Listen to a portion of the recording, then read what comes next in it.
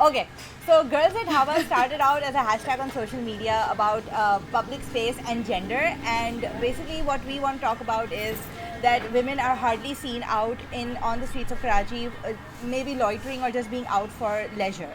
So, like just to illustrate, I went to the bank yesterday, and I felt like I was literally the only woman there, and that's a common thing that you will see on the streets as well, that there is no that there are hardly be women walking out on the streets for leisure, and it's like, and we want to change that. We want to talk about, we want to say that and we shouldn't have to go to expensive cafes to have a cup of tea, or to be in a space which people deem safe for us, because if we are out, public space should by definition be safe for everyone. So that's what we are working for. Right. So, the kind of argument जो दी जाती है कि girls shouldn't be out alone at night, and that's something we hear a lot growing up here from our parents. I think after you hit puberty, there are different rules for boys and different rules for girls. कि अगर लड़की को बाहर जाना भी है, you have to go out, you have to be chaperoned by somebody, or you have to have your brother take you somewhere, or your driver, especially in upper class families. So what we end up doing is we basically make this argument कि अगर लड़की को safe रखना है, then she must be protected, right? So out of protection, we start to control women's bodies. And what happens is कि हम और डब्बे में बंद, we start putting ourselves in boxes. So you're in the home box, and then you sit in the car box or a bus box, and then you're in the office box or your friend's house box or a coffee shop box. Compare that to the way you see men interacting with the city, right? The fact that if there's a cabin or खोका तपरी जो आप लोग कहते हैं cigarette की दुकान, you will see men lounging there or sitting on a sidewalk. And in Pakistan, in the urban spaces, we see a lot of dhabas, which are essentially tapris, but they usually have an extended area where you can sit, and there are these plastic chairs that we're sitting on right now. So we're at one of the dhabas that I come to a lot, and there's a big tree there, and it's quieter from the rest of the city. And you don't really see women here, so this is a strange sight for even the men here to see not just one but 4 women. But the way we think about it is the more we step out and the more we start getting comfortable in these spaces, not just for us does it get a normalized thing, but also for the men in these spaces and the other people in these spaces. So an interesting anecdote is, there's one dhaba in my neighborhood where I started going a lot, and then I started going there alone. And then after a while, when I hadn't been there for a week, I got there and the dhaba wala was like, oh Baji, where you were. So you start to, instead of seeing spaces as sites of fear, you start to see them as sources of, comfort or getting out of whatever routine of the day that you're in. Yeah. Or even just like sitting and, you just want you want a time out for no reason at all, and you just want to lounge around in the city, you should be able to do that. Typically in Karachi, when I have been out alone at night, walking, I have been mistaken for a sex worker. So I have men come up to me and ask me, how much, kitne ki hai, and things like that, because they assume that if you are out alone at night without a man with you, then there must be, you must be there for business. You can't just be there for leisure or pleasure. And that's the sort of thing we're trying to attack and say, it doesn't have to be like that. Women also, we can and we are building these intimate relationships with the city and with the spaces of the city. We are interacting with our different landscapes, and the idea of pleasure, I think, plays a very big role in this. And already औरतों को कहा जाता है ना कि don't own your pleasure. But these everyday things are part of almost like survival, I think, if the ability to just say, hey, I'm going out for a walk, and instead of your mother saying, क्या बोलेंगी अम्मी? बोलेंगे किस लिए, किसके साथ जा रही हो, किसके साथ जा रही हो, किस लिए जा रही हो, क्यों जा रही हो, कब आओगी? Instead of her doing that, her just being like, okay, cool, see you. I mean, even through this initiative, when I joined, I have decided that after work, I'll go to a park and read, because that is, I started noticing how much of my day is just so planned out. You get up in the morning, you get in the car with your driver who drops you to work, and he has to pick you up at 6. Like after 6, my time is not mine to do with as I please, because you have to be home, घर पहुंचना है, ये करना है, वो करना है, and I'm like, no, I get off, I get into a rickshaw, go to a park, I read, I use that time, like she says, owning my pleasure, because I want to like. When I was abroad, I was able to do these things, and I want to keep doing that in Karachi as well, because then I will constantly keep complaining that Western societies let us do this, we can't do that here. So we need to create that space, and this is what personally I have started doing, and I think it has changed my relationship with the city. I don't fear things anymore. I'll go and I've noticed. And the more I've noticed, like people are normalizing themselves to the situation as well. As in a woman reading on her, like even on an e-reader, clearly it shows class and privilege, but they don't come and bother anymore. They won't say anything. Because you become a part of the landscape. Exactly. You become a common sight, and so you're accepted and welcomed in that space. So what Girls at Dhabas is basically grounded in is really the idea of storytelling and sharing our experiences.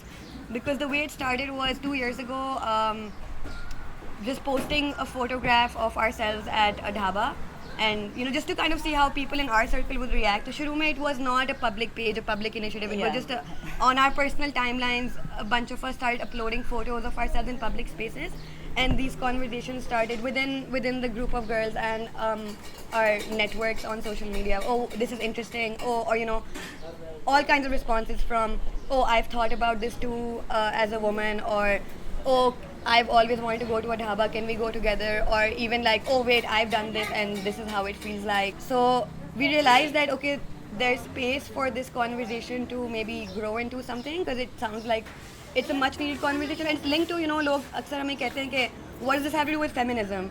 And what does having chai at a dhaba or climbing a tree or taking a walk have to do with feminism? And we go back to that idea of first pleasure, the ownership of your time and your space and what you do with it, and then the ability to do it on whim, and then how it's linked to bigger questions of, for example, economic empowerment. So if public space is not open to you the way it is to men, and if you are not feeling safe and you're not mobile, then how do you access those sites of work, right? A big issue that a lot of middle class girls in Pakistan have in the cities is that public transport here is not very women friendly. It's not very welcoming. It's not. No, and then there's like the late night thing. So I mean, out of necessity, women who belong to a lower class are actually forced into these spaces more because they have to get to work, so they have to put themselves in these sites. But again, there's the difference between being in a place because of necessity and being in a place because you want to be there without any purpose as such.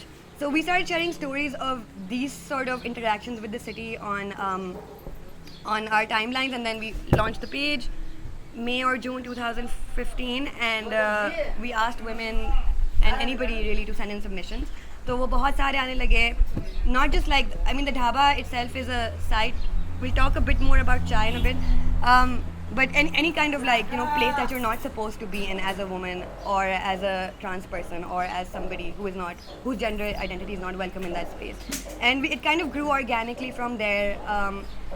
With more women joining in the community or sending a message. There were collaborations. So, and one of us was like, for example, super interested in cricket. So we started hosting street cricket matches. So again, similar sort of interventions of public space, kind of what's against the narrative of what's expected of women. फिर हमने एक cycle ride की थी. A girl was harassed in Lahore while she was on her bicycle. So in response to that, we organized a citywide, like in 2 cities, we organized a rally on cycles, and a lot of girls came out. That was a lot of fun. You must have heard of Kandil Baloch when she was murdered last year. We, with other organizations, we hosted a bit. So there's really a lot of different things we do, and even though the heart of it is an experience sharing, there's just, we do think that these things are linked, right? You can't talk about public space without also talking about other aspects of gender that then affect how one behaves in public space. Exactly. I mean, and one more thing, like, the point about middle class girls not being out, it's this constant dependence on their guy friends or their brothers to take them from one space to another. I mean, through this initiative, a lot of that is changing. A lot of I won't say like it's changing, like we're not, it's not going to change Maybe for ourselves and our for personal lives. for our Yeah. personal lives also, in the sense that they like it's like the onus on men to take care of us has been taken off, so they like, it's like also empowering to that, just say okay, I'll come and meet you wherever, and when you suggest a dhaba, they're like, oh really, and you're like okay. And So now Atiya goes on dates at dhabas. that's what I do. That's what And she's it's getting like, at. it's like basically changed my, also it's a cheap date, so that's a good thing. It's a cheap date, yes. So I think it's like it changes your relationships with other Yeah. people as well. And yeah, on that, let's talk about the cheap aspect. Okay, so here's another slightly different backstory about one word we use often is behenchara, which means sisterhood, because there isn't really a word for that in Urdu. So we say, because bhaichara means solidarity, and so one of us came up with behenchara, which is basically we read that as sisterhood. And a few of us who are on the team of Girls at Dhabas went to this college in the US called Mount Holyoke. It's an all-women's college. Some of you might have heard of it. So that college, for some reason, has a disproportional amount of South Asians. So a lot of Pakistanis and Bangladeshis and Nepalis and Indians. And all of us obviously found each other, and common language was a point of instant connection. And the college had different cultural centers for different, like the African American kids had a cultural center, the Latina kids had a cultural center. The South Asian kids did not have a cultural center. But there was this other space that was open for, you could basically hang out there, make chai, और वहाँ पे जुम्मा lunch होता था. जुम्मा lunch होता था, Muslim group करती थी, and a lot of us didn't really care for the prayers. We just went there because sometimes they would have like something like desi food, something like a salan. So in hope of that, we would go towards the end of Jummah lunch and gather there. So all of these South Asians coming because of the food and just the fact that that community feeling. And somebody would offer to make chai. This would happen without fail, and then so one person would go to the kitchen and start making a big pot of chai, and people would come and go. Someone's going to class. But that space very organically grew into like a really powerful experience of sisterhood and seeing what can be possible, not just like personally in terms of your sanity, ke healing hoti hai, therapy hoti hai, ek dusre se baat karne se, but politically, because here were women from South Asia who could understand each other's context. And being in a university in America, there's that constant like classroom mein frustration of people not getting your experience, constantly having to explain yourself, not being able to translate something. So here was a community you could rely on where you didn't have all of that baggage and filter. And for the first time in my life, I know I can say this for a few of us, we were surrounded by women in a space where we saw it as a space of possibility and growth for our politics. Okay, we talked about everything, the politics of like parlors, to like this Bollywood film isme kya problems hain, to meri class mein, like relations, everything. And all of this happening over chai. So I'm coming back to that. I think the dhaba space is really interesting also because it's a true public space in the sense that it's cheap, right? One cup of chai is maybe 20 to 25 rupees here, maybe 30 rupees if you're in a slightly more expensive area. And anybody can afford that. So that means you see all kind of people at a dhaba. Yes, the predominant class is middle and lower, but you will see upper class boys at least, before they make it big, CEOs, before they graduate to coffee shop, they come here, they have their fun here. And so it's a space where different kinds of people interact, and it's a space that's transient because it's not like a coffee shop or a mall ke tables aapne rakhi hui hain and you can only sit in a certain place. You have to get up and leave, and it's the interaction with the space is very much who is there, a matter of who is there. Yeah. So that is something we think of a lot because our approach is intersectional in that we also want to think about class, and we want to think about capitalism, and we want to think about how we don't end up furthering the very idea that we're trying to battle. There were I have an interesting story. I've had a number of upper middle class men say, oh, sometimes when I'm bored I go out with my friends at a dhaba and we end up like hanging out till like 5 in the morning. And I'm like, yeah, I kind of do that too. And it's sort of like, it's because now that we all hang out at dhabas, so it's like, yeah, we also like to do that and talk to our friends. And again, what she's saying, that it's become this space of community and sharing our experience. Yeah. So, yeah. So some of our events are, for example, dhaba hop. So we'll invite a bunch of women to come and then we'll go from one dhaba to another. Or we have loitering. Some of you might have heard of Why Loiter in India. So there's someone we've collaborated with on and off, depending on when they're having their campaign. And so they use the same idea of interacting with public space and erasing the fear and instead like building comfort with the public space, so you learn to navigate it better and you take ownership of it through the lens of loitering, just loitering without a purpose. तो उनसे हमारी काफ़ी अच्छी है and they've been way more supportive of us here than a lot of our local feminists in Pakistan. I want to tell you guys a bit about Bangalore. I had the opportunity to visit your lovely city last year in September Yeah. for a poetry slam, and it blew me away. It's a great city and great weather and great people.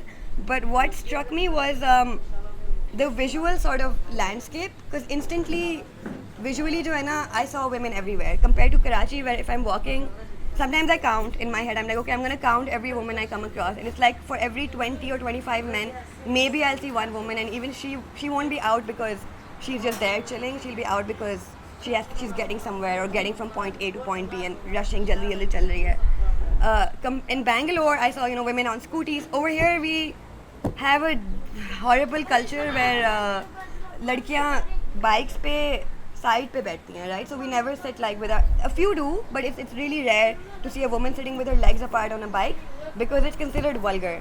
So I was just floored by the amount. I'm like, if they can do it here, why can't we do it at home? But of course, things aren't always what they seem, and just because something is like that on the surface level doesn't mean that things are all great and have really progressed. So I talked to women. I think what I realized was it's the same, the similarity, despite this visual difference and the fact that more women, I did see more women out in Bangalore. There was this still similarity of the same sort of family rules. A lot of girls I talked to had like strict parents. Yeah, okay, we can go out and we have more liberty in what we wear outside, but then there is the curfew hours, there's the, oh, you were out with boys, there's the, like similar issues, just at a lower intensity, I suppose. But even within public space, like lounging and loitering and just hanging out on the street, the girls, I mean, you guys can tell me more about it, I'd be really curious to know, but the girls I talk to seem to think that it's as, like, obviously it depends on what part of Bangalore you're in, they also said that, but they did say you can't just get up and go anywhere, and like it's similar in that aspect of people do look at you and people do get curious, especially if you stand out. So I thought that you'd be interested to hear that. I think we don't want to talk. Do we want to talk more? I think we covered everything. We'd like to have some more of a dialogue. I think that'll be interesting. So we're going to have another team member join us, Natasha. She's here, so she'll join us for the Q&A. Something we talk about often is, people say that public spaces, why do you want more women to come out in public spaces? Because isn't it unsafe for them and aren't they under greater threat? And so what we want to say is, statistically, the greatest violence, most physical assault against women occurs in private spaces by people they usually know. And the same is true for men. So the problem really, like if you want to talk about physical violence, the problem really isn't on the streets. Yes, there are incidents and there is like mob violence of that sort, but if you're talking on daily level, the threat to a woman is much greater when she's at home, and when you use public space as an excuse, then you kind of push her further into... And the safety isn't the primary issue on the streets, it's respectability, which is what the conversation should be on, guardianship and respectability, which is what we wanted to chat about. Parting words, parting thoughts, Natasha, what? Thank you, आपने हमारी बकवास सुनी. It wasn't bakwas, we said awesome stuff. No, this is fun for us, and I think This that's... is so much fun. There's also like, I think, the idea of play and humor, we often miss that in getting caught up in like theoretical jargon and like talking about feminism, but I think that this affects all of that as well. It's just a different means of talking about the same thing and a more accessible and inclusive means than academic jargon. So I think that will be my parting thought. Thank you though. Thank you. आप लोग आए इधर, मिले हमसे. Yes. हम आपको घुमाते हैं हमारी oppressive streets पे. Atya. Well, I think guys like covered everything. I think we talked about it. Thank you. Yeah.